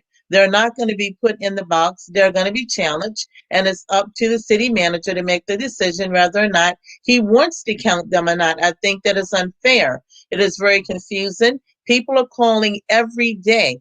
They don't even know where the election is. It was not publicized as well as it should have been. It still hasn't been publicized as well. It should be on billboards all over Cambridge that the city election is going to be held at Chesapeake College, where it used to be held at Salewinds. Lots of changes. I am very concerned over the voting this time around because of the changes in the rules. It's different, and a lot of people are complaining. I'm just hoping that we're getting the message out to everybody, Chesapeake College, and you can vote in person, because at this point, we don't even know what the disqualifiers are for some of the ballots that have already been put in the mail. They may be challenged. They may not even count. So I do know that as mayor, we will not have an election away from the Dorchester County Board of Elections. And hopefully we could do everything that we should do to make sure that it is held with the other elections, federal and state elections with the state of Maryland. Thank you. Thank you. Mr. Bradshaw. Commissioner Foster is right. This is the first election that's been held by someone other than the county board. And this is the first election where we've seen some of the issues we faced. I've spoken to people who have dropped ballots in the county election drop box on Court Lane because they believed that that was where they were supposed to go. I had an older couple that I spoke to who had filled out the ballots and placed them in the envelopes incorrectly, and so now they either have to get another ballot or go to Chesapeake College because they've filled them out incorrectly. And what I've run into as well is people don't have the information necessary, right? If you're not on Facebook, you're not getting the city notifications about the election. If you don't still take the banner, then you're not seeing it there. And we don't really have a lot of other opportunities to share information about the election other than through those avenues. Unfortunately, we've seen some other issues occur with this election as well already that have led people to have a lack of trust in the process. For example, a number of 16 and 17-year-olds received ballots. It was an error, and they're not going to be counted. But nevertheless, when we're in the situation we're in and the political climate we're in, with the questions that we're facing about the security of all our elections, federal, local, to have these kinds of issues continue to occur doesn't build trust on the part of the citizens of the city of Cambridge for this election process. So moving forward, I do want to see this election handled by the county board again in the future. And I would hope that there's a way to handle the election or hold the election in conjunction with the presidential. But that would be something that would have to be determined with the city and the county board working together to make that determination whether they can do that. Thank you. Miss Victoria Jackson Stanley. Thank you. I'm the only candidate in this mayoral race that has a history of what is happening with this particular election. Back in 2016, I took a sabbatical break from being mayor because of my employment with the state of Maryland. And during that time, between April and June, the commissioners at that time made the decision to change the election date to match the presidential election in November of 2020. The decision was made based on economics. They were thinking that if the county ran the election board for the presidential election down ballot to the city election, it would save us money.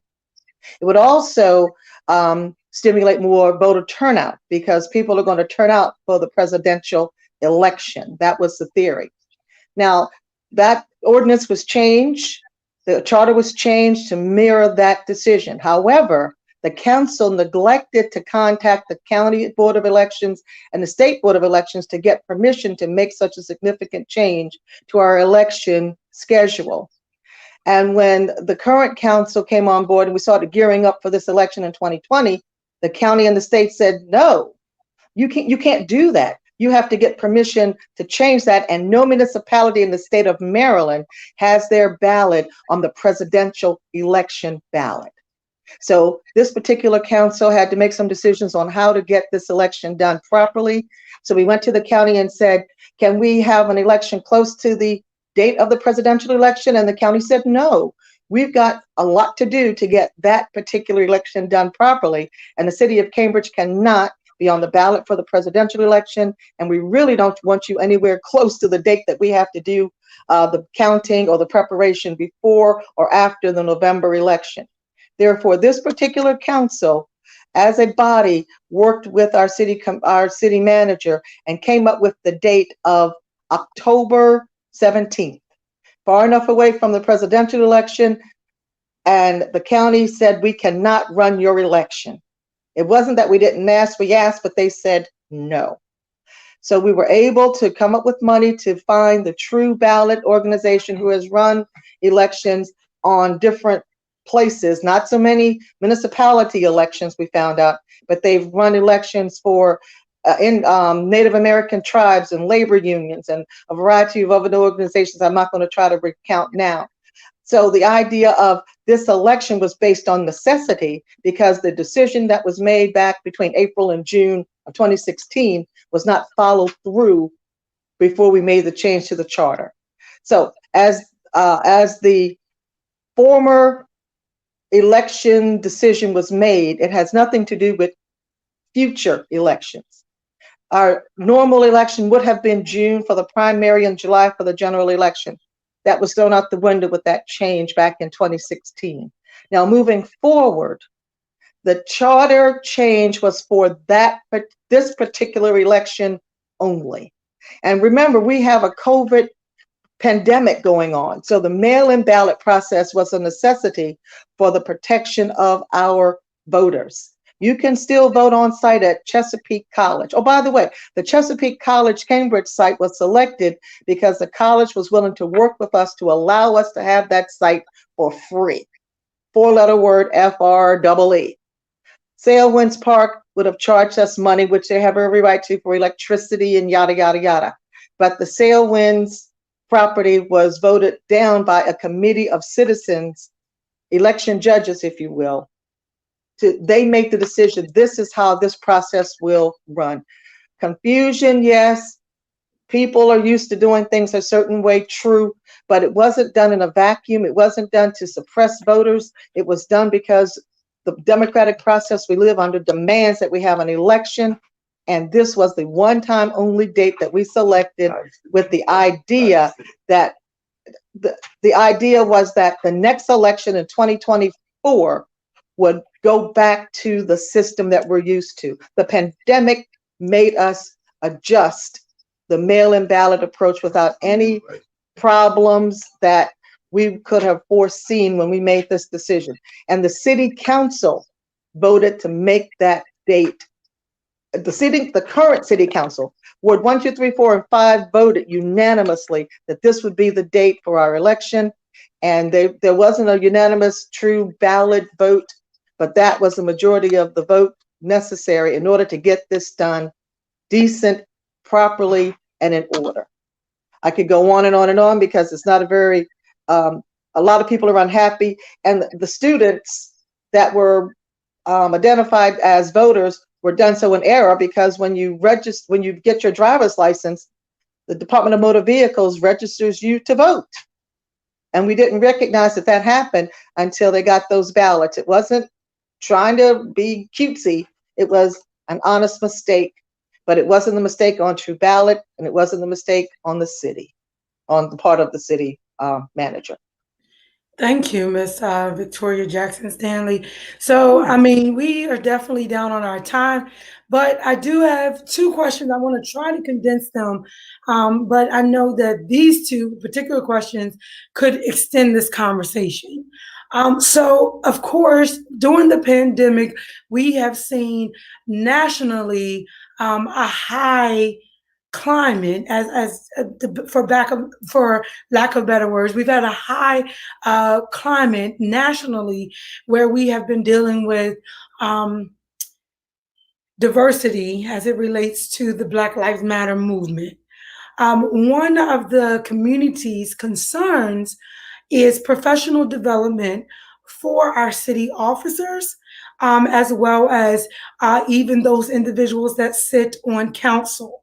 So the question that we have for you all as mayor candidates, what is your suggestion or recommendation as it relates to professional development, not only for city commissioners, as well as you, if elected as the mayor, but also our city police officers, as well as, I guess, we'll stick with city because county doesn't have anything to do with city. So particularly the city, what is your feedback as it relates to that? Because this is an issue in Dorchester County. So we'll start with Mr. Larimer. Well, Shay, I can speak as a somewhat expert on this subject because I face it every day.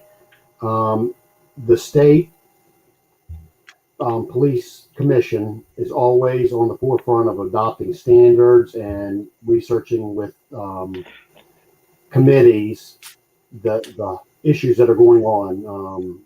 So the diversity training, it's out there. It's required already.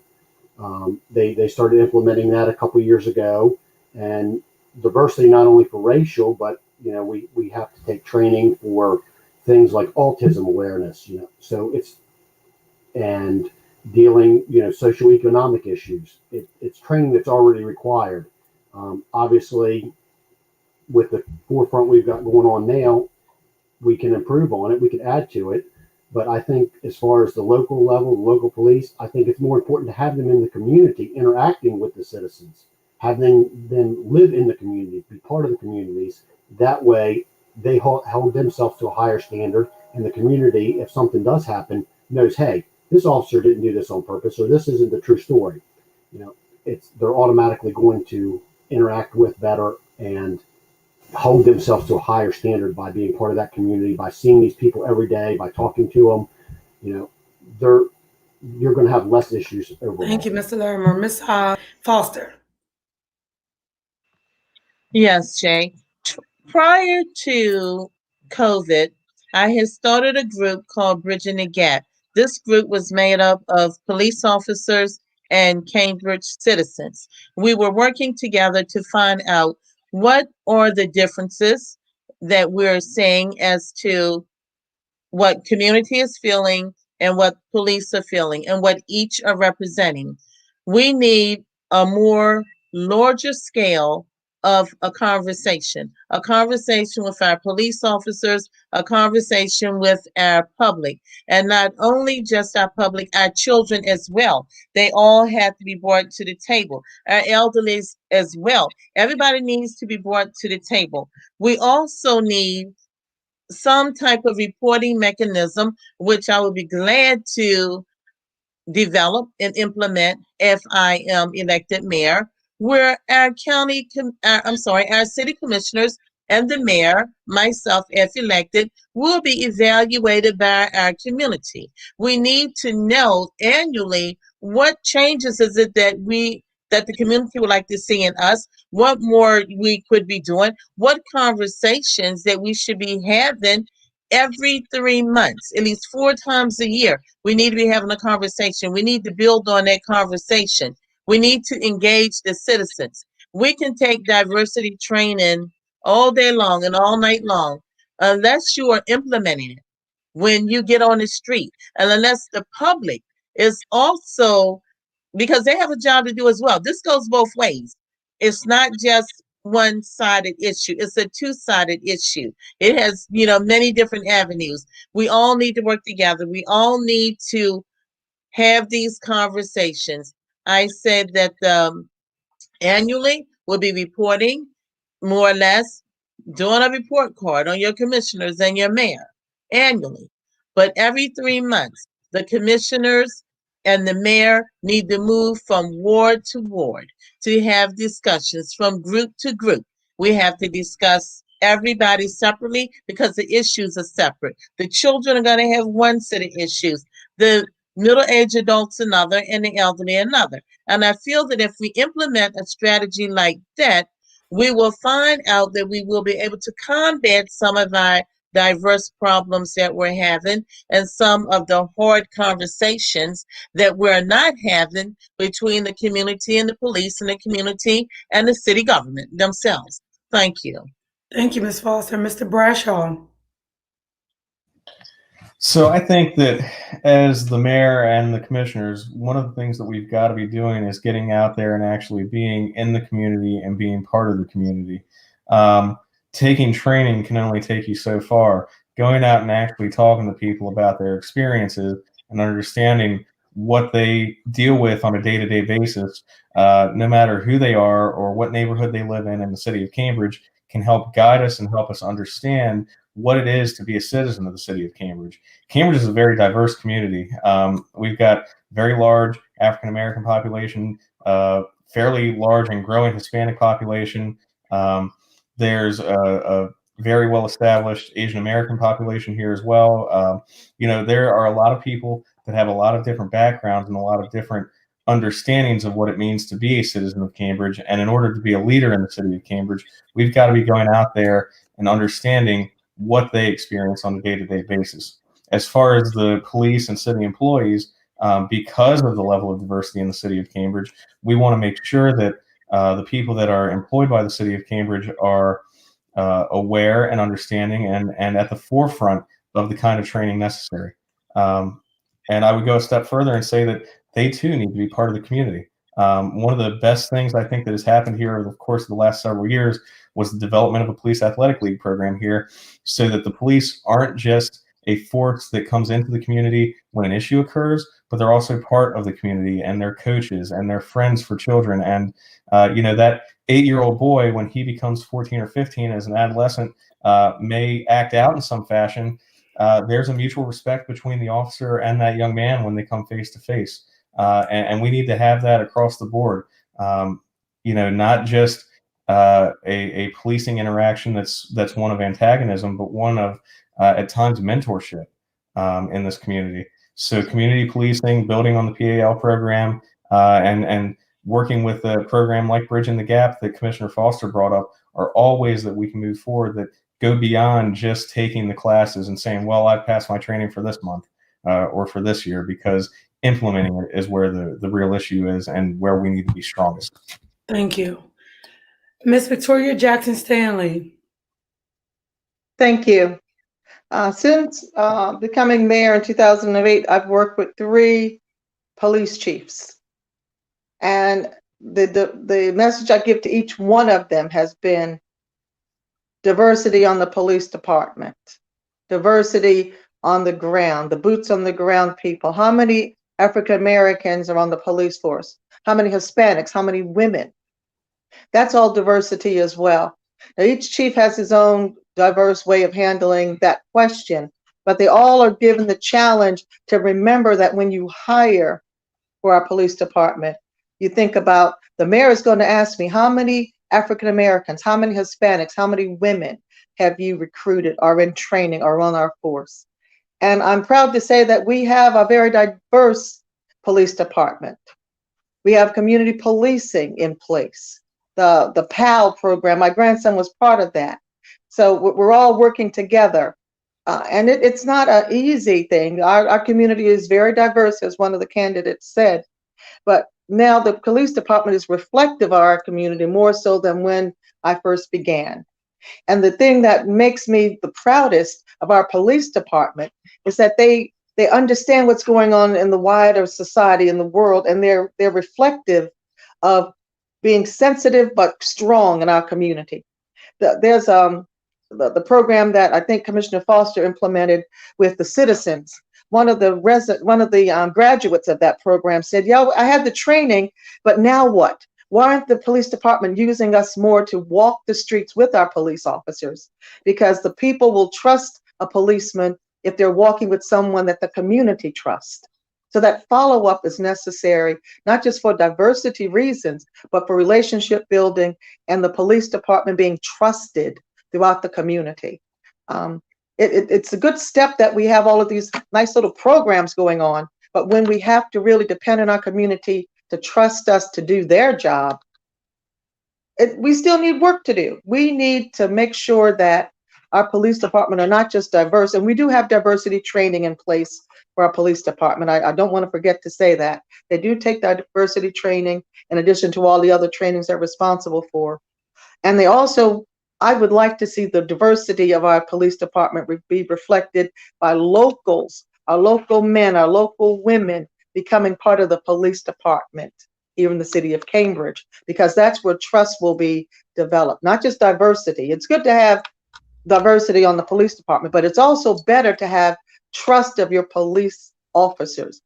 When I grew up, Sam Wilkins and Palestine Elliott and James Cornish and Hansel Green and Gary Green, these were police officers I knew and I trusted. And there weren't that many police officers of color. There were no women, as far as I can remember, maybe a meter maid or something like that. But local people being part of the police department are also a part of the diversity and the force that I'm looking for. And don't forget our Hispanic population, our Asian population. As I think it was Mr. Bradshaw, I'm not sure who said it now. We have a growing population of other than African American people in our community, and we need to be cognizant that they also want protection from our Cambridge Police Department. Absolutely. So again, we're over our time, but Miss Foster, she actually tapped on something, and a part of the question was, would you implement or support the implementation of citizens giving yearly citizens submitting performance evaluations for our commissioners as well as you if elected as mayor? So I want to just say that's kind of simple. And Miss Vicky, while you're off mute, you can answer that question. I have no problem with the idea of an evaluation from the citizens about our performance.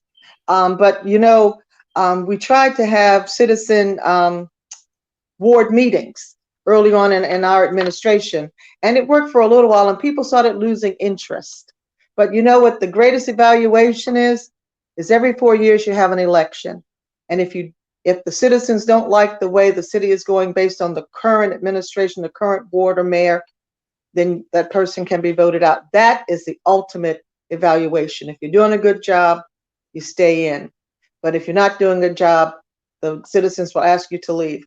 But your very straight question demands a straight answer, and I've given it already. I have no problem with that idea because I think reflective criticism or positive criticism, however it works out, is always good to build character. Awesome. Absolutely. Mr. Bradshaw. Well, I agree with the mayor. If we were coming into that kind of a system, I certainly wouldn't be opposed to it.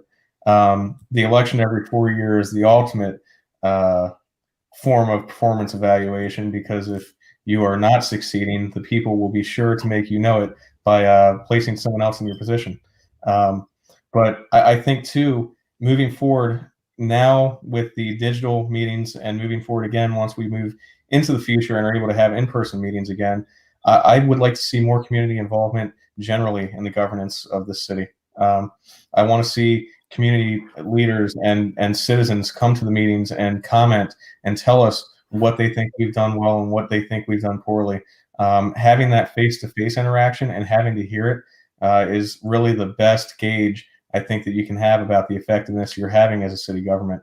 I've spoken to a couple of prior mayors that had a pretty good time with the public comment session back in their days of being in office, but it was because they were able to hear directly from people about where they were failing and where they were succeeding and where they needed to focus more attention and where perhaps they were focusing too much attention.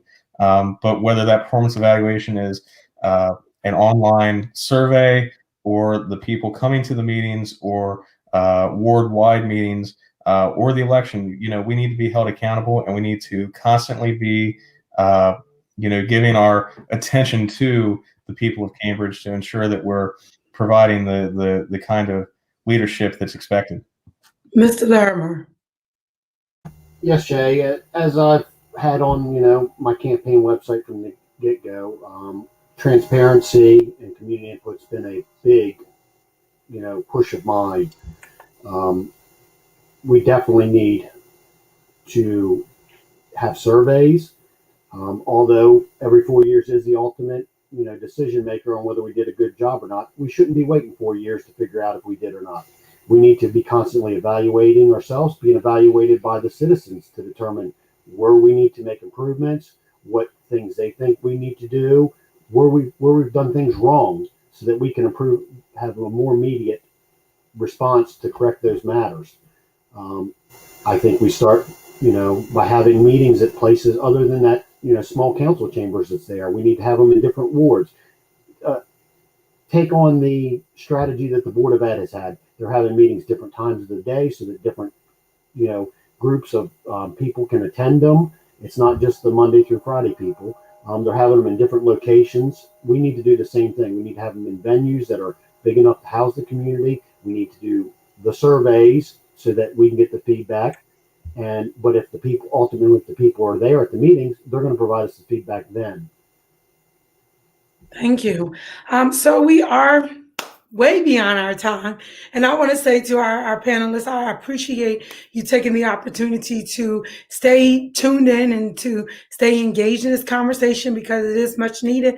I have a whole lot of other questions, including questions about crimes in Cambridge and unsolved murders in Cambridge and a whole host of other questions that we could go on and on and on tonight. However, I do want to say October the 17th, which is this coming Saturday, community get out and vote. It is time out for us doing things simply to check the box saying we've done it, but it's time to start really holding our officials accountable as a community, being more engaged, but being informed before we are so much so engaged. Because a lot of times, if you're not careful, you can speak out on issues and you don't have the full scope of the issue, and you can make a fool of yourself. So just going back to some of the comments, Ms. Courtney Ruart Coleman says, not just downtown, it needs to be in all neighborhoods. And I believe this comment came in when we were talking about the police and reinforcement in the community, in terms of engaging our law enforcement in the community. A lot of people we're saying that they are on Facebook. They're looking for events that's happening in Cambridge, and they have not seen on social media that the Chesapeake College would be the place for the city election. Not exactly sure. Many people are saying, again, no information to the public, especially our elderly. I had several community groups email United4CStrong at gmail.com to inform that a lot of the senior citizens, senior residents are completely confused about what to do as it relates to city election. But tonight I did learn, as Ms. Victoria Jackson Stanley stated, none of the other city elections are held at the same time as the presidential election. So that would also make me wonder, like, why is that not so? Because again, it is simpler for communities to be able to vote at that time, that particular time frame. Also, Mr. Scott Shores, he's actually posted in the comments on the United4CStrong page the link to look at the charter, the city charter, for those that want to see the charter. There's the information for us to see the charter. This time, I'm actually going to come back to our panelists, give them 2 minutes to give their closing remarks. Again, community, October the 17th, this Saturday. If you have not mailed in your ballot, you can go to Chesapeake College in order to cast your vote at Chesapeake College on the 17th. I am also looking to, once the after the election, this first election, the candidates that are going into the runoff, I'm looking to bring them back to get into some of these other questions. So at this time, we're going to come back. Mr. Larimer, we'll start with you with your closing remarks. Yes, Jay, it's been a pleasure, and I'm glad we had this opportunity. I know the community's a lot better informed now on the different issues, and at the very least, they've had their eyes open that some of these issues are out there that they might not have realized. I will say again, I'm not a politician. I'm a fresh face. I say fresh to the political world. However, I've been in this community forever. People know me, they know my family, and I'm simply trying to make this, I remember this community when I was growing up, what it was. And I know it'll never get back to that, but for me raising my kids, I want to see it start at least in that direction. Otherwise, me and you and anybody else raising kids here aren't going to feel safe. They're not going to want to remain in this community and have their kids grow up here. And I will caution people as far as the mail-in ballots. Make sure you get them in within the next couple of days. If not, drop them off in person. Otherwise, they won't make it to the Saturday to the post office because of the fact that our mail actually goes to Easton before it comes. If you can drop it off in the post office in Cambridge, it will go to Easton and then come back to Cambridge. So you've got to allow that time to go with that. But ultimately, come out and vote in person on Saturday and guarantee that your vote made it, that it'll be counted. Thank you, Mr. Larimer. Ms. Foster. Yes, Shay. I want to take this time to, first of all, because we've talked a lot about the citizens and the city government, I want to take this opportunity to thank all of the different departments in our city that do an awesome and fantastic job. RFC, which is an all volunteer, they put their life on the line, street sanitation, street maintenance, and all the volunteer groups that currently help make up a part of the politics and the decision making within the city of Cambridge. And I encourage others to join and be a part of the process.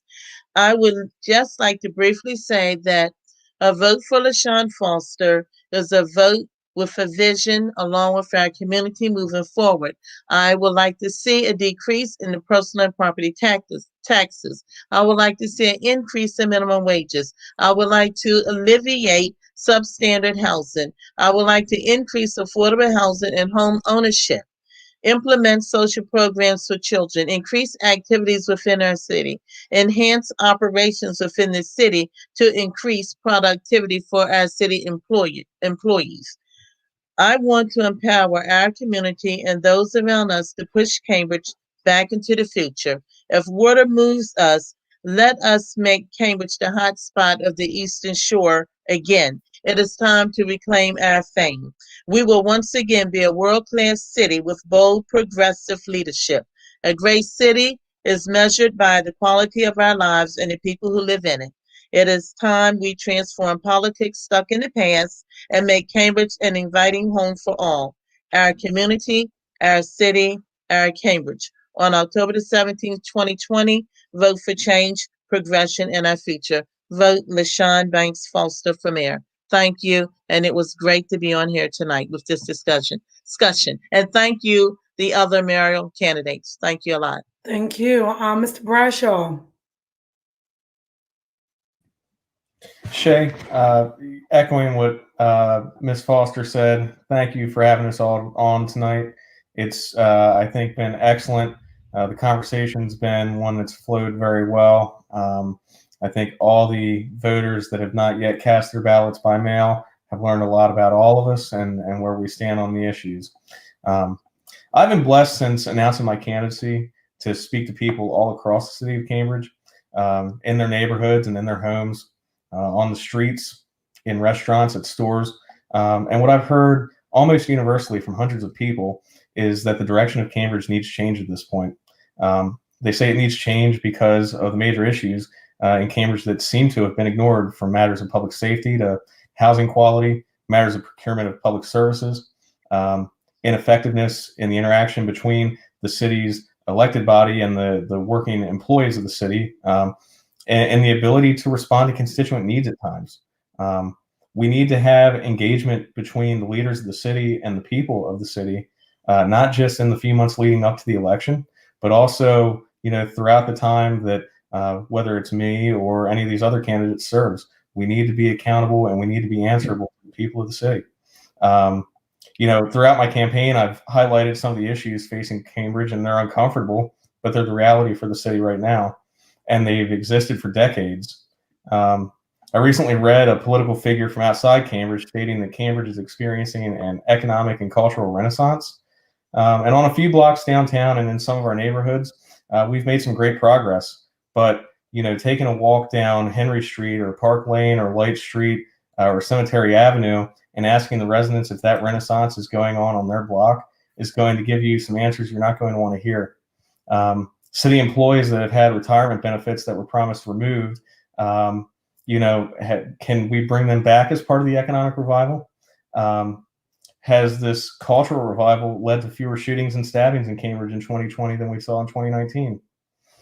We know the answers. We know the path we've walked that's led to this point. So I'm running to provide a change in the office of mayor because I think that the path we're on right now is one that's not going to be surmountable for the city moving forward. Working with a newly composed council, the relationships that are being built in this community and elsewhere, and dedicating ourselves to the city of Cambridge and to the people here, that's my goal. That's what I want to do. And that's what I think will build a bridge to the Cambridge's future that we deserve here for all the people of the city of Cambridge. Thank you. Thank you, Mr. Bradshaw. Ms. Victoria Jackson-Stanley. Thank you, Mrs. Cisco. I am just without words as to the gratitude I have first for you for giving me an opportunity to use another medium to get to our community. It is not easy being the mayor of Cambridge or any municipality because everyone expects everything from you as the leader. And the mayor is one person in a major operation. If you recall, my motto is one voice, one Cambridge, and I believe that. I'm one voice, but we're one community, we're one Cambridge, and when we all work together, we get a lot done. Now, the mayor doesn't have a vote, so a lot of the plans and actions that some of my colleagues are developing are really good, and hopefully we'll be able to use them in the future. But you've got to remember that you have to be the facilitator of change. You have to be the ambassador for the wider society, for the world. Now, some of the people that don't live in Cambridge see that we have made fantastic progress as it relates to the shops downtown, the cleanliness of the streets. Do you remember when there were no Christmas lights on Pine Street? Anybody remember that? So it's small incremental changes that are coming forward. But the future is bright for us. And with the right leadership, and I humbly tell you, it's me. I'll have to tell you that. With the right experience, Cambridge is moving forward, and we will continue to move forward in a direction that we have not seen before. The problems of the past, I'm not going to ignore. I'm not going to say it was all, it's over, it's done with. We had problems that we need to continue to work with. We still need to work on family-friendly, children-friendly activities in our community. We still need to deal with the racial divide we have facing. I mean, we don't live in Mayberry. We live in a beautiful, diverse, tiny little city, but we're a city nevertheless. We must look at the economic development plans that we need for our future. I don't want to forget housing. God forbid I not say housing, because I lived in a house that had a rat. My mother screamed and said, "We're getting off of Park Lane." And my daddy worked 2-3 jobs to make that for us. And that's just my particular story. But there are things that need to be done as it relates to housing, economic development, not just on Main Street, Poplar Street, Ray Street, but Pine Street. Pine Street has a renaissance coming that nobody seems to be paying attention to. There's a mom and pop store on the corner of Pine and Washington. There's a pop store on the corner of Cross and Pine. There's a man taking his own money, redeveloping his business on the corner of Pine and Cross. I talk to these people. I live in this community. You know me. You know my crazy. You know my serious. You know I love God, but you also know I love Cambridge. I love my family. And if you feel the same way about Cambridge as I do, on October 17th, vote to re-elect Mayor Victoria Jackson-Stanley for mayor of this beautiful community, and know that your words are deep into my heart. I love this community, and I love you. Thank you. Thank you. Oh, one more thing. I forgot. Shout out to my To my supporters in Annapolis, if it weren't for the support of O'Malley and Hogan and all of their cabinets, Department of Community Development and Transportation and Commerce and Planning, we couldn't have gotten as far as we have gotten.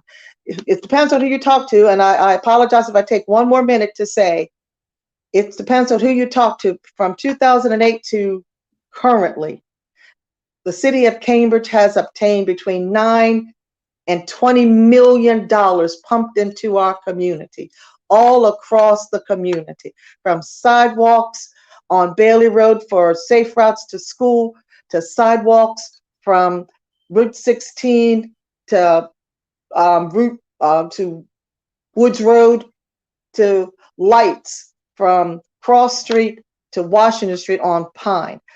This is money that's coming into our community because the state of Maryland, Washington, D.C. believe in the plans that we have, and we have a clear plan for the future of the city of Cambridge. I'm done. Thank you. Thank you. So again, thank you all to the candidates that have joined us tonight that are running for mayor. Community, you have heard from each of them. You've heard their closing arguments. You heard their vision. You've heard their plans. So on October the 17th, we have to turn out the polls. We have to vote. And now that we have listened to, we've heard from all of the candidates from Wards 1, 2, 3, 4, 5, and now the mayors, you have all that you need in order to make your informed decision when you do vote. Couple announcements. Ms. Jane Lee put at the back of your ballots, the ballots that were sent out by mail has details regarding the election. Community, please read that information. Information is also in the newspaper as well as the city's Facebook page. So if you're not following it, follow the city's Facebook page. Election information is also found on the city's website. So listen, I charge every community member that's watching this broadcast that will catch the replay for our senior citizens, our senior residents, those individuals that do not have technology. Make phone calls. Let them know that, the city elections is October the 17th, and, get them to Chesapeake College to cast their votes, because even though they're in some of these underserved communities, they may not be privy to this information, but as a community, when we reach our hand out to help our neighbors, this is how we strengthen and build relationships in our community. Also call the city election hotline with any questions or concerns you have. This information is in the chat.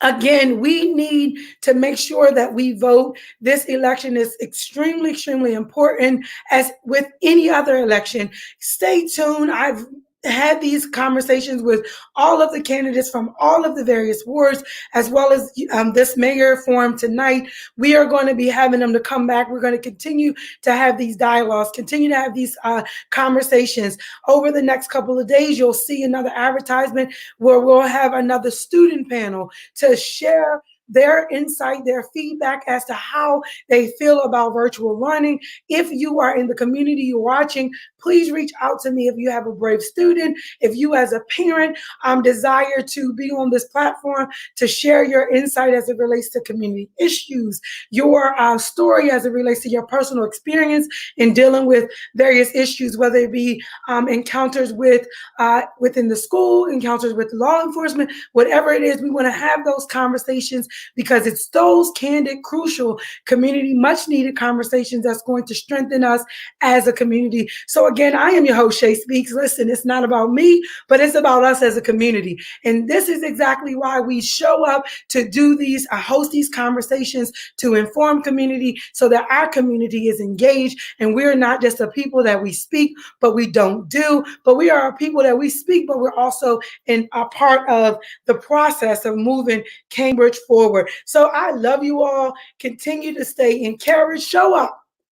Don't hold this information. Share this live stream with someone. This isn't about Shay building a platform, but this is about informing community and getting community engaged. I am looking for moderators. Now, me and any moderator that want to be a part of this particular platform, we have to have some serious conversation because there's an integral piece to this, and we're going to continue to have that. So I'm looking for a community to help because, again, this is not a Shay thing, but this is a community thing. So again, thank you all. Thank you to our mayor candidates for all of your time, because this was way over our allotted time, but the community stayed on the entire time. So we have people that saying, thanks, Shay. Thanks, Shay. Great job, Shay. Thank you all as community for tuning in and being engaged, sharing out the broadcast. To our mayor candidates, I want to say the best of luck to each of you. And I look forward to speaking with each of you in the near future. And for those that,